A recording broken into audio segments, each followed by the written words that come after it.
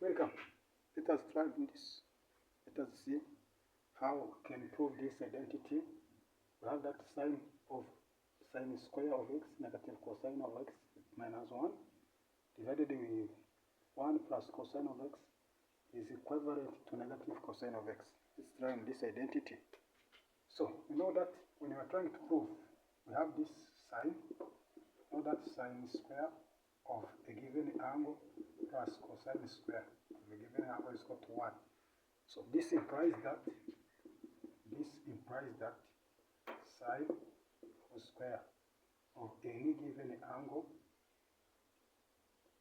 is equal to 1 negative cosine square of an angle. So this means in this one we are going to substitute this. We have 1 negative cosine square of x, negative cosine of x, which is this, then negative 1 divided with 1 plus cosine of x.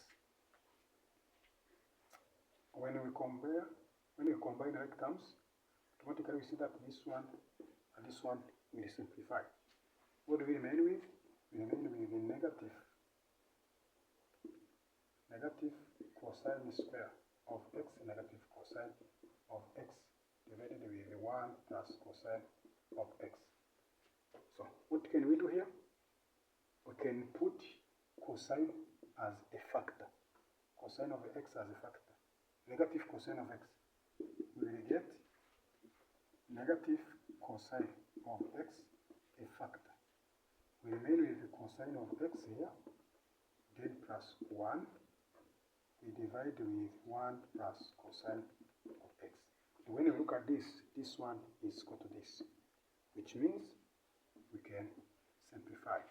So our identity is equal to negative cosine of x is equivalent to negative cosine of x.